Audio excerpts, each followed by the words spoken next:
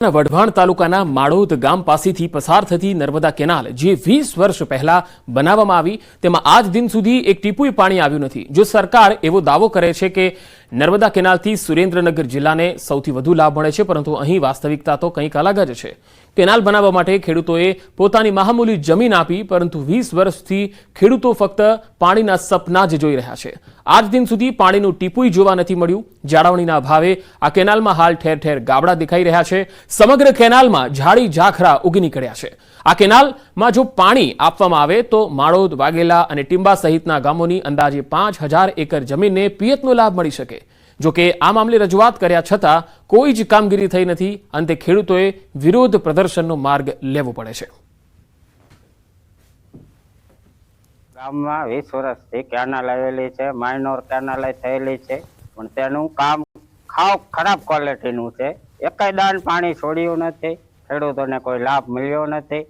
જમીન સંપાદન કરી અને ખેડૂત પાસેથી જમીન લઈ લીધી છે અને એનો કોઈ યોગ્ય નથી। મારી પાસે 50 વીઘા જમીન છે, પણ આ માઇનોર કેનાલ થકી જે અમને પિયત કરવા માટે એક કેનાલનું માઇનોરનું કામ ચાલુ કર્યું હતું, કેનાલ બની છે, પણ એ કેનાલમાં અત્યાર સુધી એક ટીપું પાણી નથી આવ્યું અને જંગલ કટિંગ પણ નથી કરતા અને અવાવરું થઈ ગઈ છે કેનાલ, બરાબર। અને અત્યારે આમાં ડીઝલથી પાણી પાવવું પડે છે, ભાડા ખર્ચીને અથવા તો ડીઝલથી મશીનમાં નાખીને, અને આ કેનાલ થકી અમને ખર્ચો પણ વધારે થાય છે। ડીઝલ અત્યારે હાવ ખરાબ હાલતમાં છે, જે માટીથી બુરે જાય છે, જંગલ કટિંગ છે, જંગલ કટિંગ કરવામાં નથી આવ્યું, રિપેરિંગ નથી, અને તમે જોઈ શકો છો કે કેટલાક વિસ્તારોમાં પાણીની મુશ્કેલી જોવા મળી। ગામડા બાદ હવે શહેરોમાં પણ પાણીની સમસ્યા। રાધનપુર અને સાંતલપુર વિસ્તારમાં પાણીની તંગી। ભર ઉનાળે પાણીની સમસ્યાથી લોકો હેરાન પરેશાન છે। આ તસવીરો જુઓ, બેડલા લઈને મહિલાઓ જઈ રહી છે। 15-20 દિવસથી પીવાનું પાણી અહીંયા મળતું જ નથી અને મહિલાઓ બેડા લઈને દૂર દૂર સુધી પાણી મેળવવા માટે જઈ રહી છે।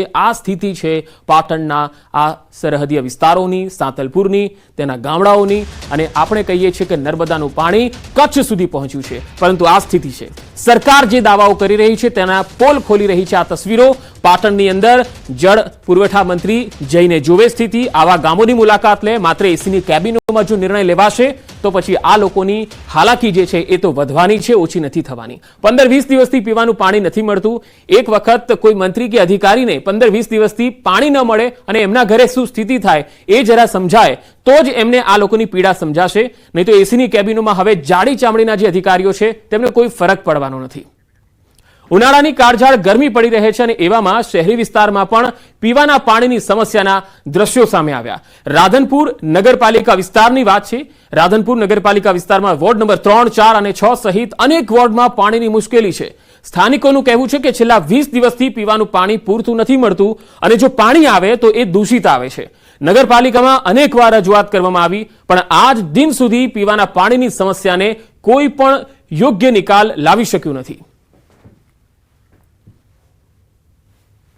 ઉનાળાની શરૂઆત થતાં જ પાટણ જિલ્લાના અંતરિયાળ ગામોમાં પીવાના પાણીની સમસ્યા ઉદ્ભવે છે, પરંતુ અત્યાર સુધી તે દ્રશ્યો સામે આવતા હતા તે ગ્રામ્ય વિસ્તારના હતા, પરંતુ આજે જે દ્રશ્યો બતાવું છું તે શહેરી વિસ્તારના છે। એક બાજુ સરકાર હર ઘર નળ સે જલના વાયદા કરવામાં આવે છે, પરંતુ જે દ્રશ્યો બતાવવામાં આવે છે તે રાધનપુર વિસ્તારના છે। રાધનપુર નગરપાલિકા વિસ્તારમાં વોર્ડ નંબર 3, 4 અને 6 સહિત અન્ય કેટલા વોર્ડ છે જ્યાં પીવાના પાણીની વિકરાળ સમસ્યા ઉદ્ભવી છે। વહેલી સવારથી જ મહિલાઓ પીવાના પાણી ભરવા માટે રજટપાટ કરે છે, પરંતુ જેટલું પાણી પરિવારને જોઈએ છે તેટલું પૂરું પાણી મળતું નથી। તેના કારણે જ અંદરો ક્યાંક ઝઘડા એટલે કે કજિયાના કારણે પણ પાણી ઊભો થાય છે। અહીંયા સ્થાનિક માજી આપણી સાથે। માજી, આ ઉંમરે પાણી ભરવા નીકળ્યા છો, કેટલા સમયથી તકલીફ છે, શું તકલીફ છે?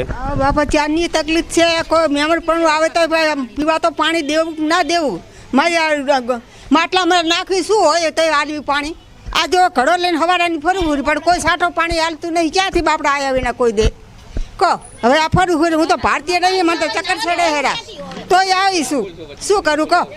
પાણીનું કરો જે કરો એ બાપા। અત્યારે પાણી તમે કઈ રીતે મેળવો છો ને આ બાબતે કેટલી વખત રજૂઆત કરી છે? 4-5 વર્ષથી તો પાણીની બહુ તકલીફ છે અને અત્યારે 10-15 દિવસ થયા છે પણ હજી પાણી આવ્યું નથી।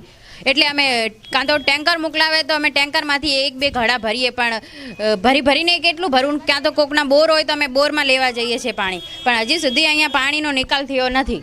વેચાતા ટેન્કર લાવો છો, શું ભાવ છે? વેચાતા ટેન્કર લાવીએ અમે, કેમ કે પાણી વગર તો ચાલે નહીં, એટલે 400-500 રૂપિયાનું એક ટેન્કર તો નખાવવું પડે દરેક ઘરે, અને પીવાના પાણીના તો અમે કેરબા લાવીએ છીએ। હવે પાણી જ નહીં આવતું તો પાણી પીધા વગર કઈ રીતે ચાલે, એટલે અમે પાણી પૈસેથી લાવીએ છીએ। અને શું કહેશો આ સમસ્યા હલ કરવા માટે કેટલી રજૂઆત કરી, શું કહેશો માં? હા, પાણીની તો બહુ જ તકલીફ છે સાહેબ. 20 દિવસ થાય પાણીના. શું તમે 20 ટેવલો લાવીએ પાણીની બોટલું 20 રૂપિયા લે. હવે અમારે બધી બોટલું જોવે પીવામાં. શું કરીએ, બહુ જ તકલીફ છે. અને દેગડા લઈને ઘરો ઘર ફરીએ, કોઈ ખારું પાણી ના પાડે. મોટર વાળીને અમે ભરવા દઈશું એમ કે બહુ જ તકલીફ છે અમારે પાણીની. તો અમારે પાણીની બહુ જ તકલીફ છે. પીવાના પાણીમાં પણ બહુ તકલીફ આવે છે. અને અમે શું કરીએ, પીવાનું નાહવાનું નથી, પીવાનું નથી. છોકરા નાના છે, નાહી નથી શકતા. અમારે કચરાની પણ તકલીફ છે. ટ્રેક્ટર નહીં આવે છે, કચરો પૂરો નથી લઈ જતી. પાણીની પણ બહુ તકલીફ છે. આજ 15-20 દાડાથી આ પાણી અમારે પીવાનું નથી. અમારા ઘરે તમે આવીને જુઓ કેટલું પાણી ભરીએ છીએ. 15 દાડાથી અમારા ઘરમાં પાણી ભરેલું હતું, અત્યારે હાવ ખાલી. અમે કહેવા ગઈએ તો પાણી પણ પૂરું નથી મૂકતા. આવે તો 1 કલાક ગટરનું ડોરું પાણી આવે છે અને પછી ચોખ્ખું આવે છે. ડોરું પાણી પૂરું થાય એના પહેલા તો પાણી બંધ કરી દે છે. કાળઝાળ ગરમી છે અને આવી ગરમીમાં હોસ્પિટલમાં દર્દીઓનું દર્દ વધ્યું છે. ગરમીમાં દર્દીઓ ઘરેથી પંખા લાવવા મજબૂર બન્યા. રાજકોટની સરકારી હોસ્પિટલમાં દર્દીઓનો આવો આરોપ છે.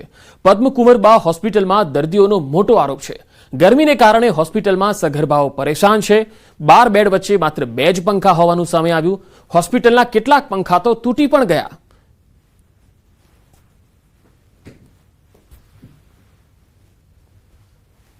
હોસ્પિટલ છે તે ફરી વિવાદમાં આવી છે. હાલ આપણી સાથે અહીંયા જે હોસ્પિટલના અધિકારી છે, આપણે એમની સાથે વાત કરીશું. બેન, પંખા બંધ હોવાનું સામે આવ્યું છે, દર્દીઓને પણ ઘરેથી પંખા લઈને આવવાની ફરજ પડી હતી. શું આખી પરિસ્થિતિ? સર, પંખા 2 બંધ હતા અને 2 કે 3 પંખા ધીમા ચાલુ હતા. અને હાલ હોસ્પિટલ 100 વર્ષ જૂની છે. છત ખૂબ જ ઊંચી છે. સીલિંગ ફેનમાં 45 ડિગ્રી ગરમ પવન આવતો હોય, પેશન્ટ ઘરેથી ટેબલ ફેન લઈને આવે છે અને આપણે એમને અલાઉ કરીએ છીએ આ બાબતમાં. ના, પંખા બંધ રાખાય નહોતા. પંખા બંધ નથી રાખેલા. આ તો રિનોવેશન ચાલુ છે એટલા માટે દર્દીઓને સમાવવામાં મુશ્કેલી પડતી હોય. અહીં આપણે એવા પેશન્ટ રાખેલા હતા જે એસએનસીયુમાં જેમના બચ્ચા એડમિટ હતા, પેશન્ટ ડિસ્ચાર્જ હતા, પણ એઓને પણ એવા કોટ આપેલા હતા આ જ વોર્ડમાં કે જ્યાં પંખા ચાલુ હતા. અહીં 2 પંખા બંધ હતા. ચોક્કસથી હાલ જે આ વોર્ડ છે, આ વોર્ડનો વિડીયો સામે આવ્યો હતો. અહીંયા જે છે હાલ તો પંખાઓ શરૂ થઈ ગયા છે. જોકે હજુ પણ આ જે લોબી છે ત્યાં હજી પંખાઓ બંધ છે. આપણે જે આ દ્રશ્યો છે તે પણ બતાવવાનો પ્રયાસ કરીશ.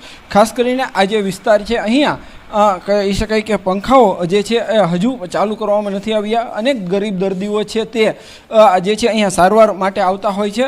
અને ખાસ કરીને જે રીતના વાત કરવામાં આવે તો આ પંખો છે તે બંધ છે. એક નહીં પરંતુ આ જ લોબીમાં 4 પંખા છે તે બંધ છે. અહીંયા કહી શકાય કે આ સ્વિચ છે તે તમામ સ્વિચો પણ ચાલુ છે. અને એટલા માટે જ ક્યાંક ને ક્યાંક જે દર્દીઓ હોય છે તે 45 ડિગ્રીમાં પણ હેરાન થવાનો વારો આવતો હોય છે.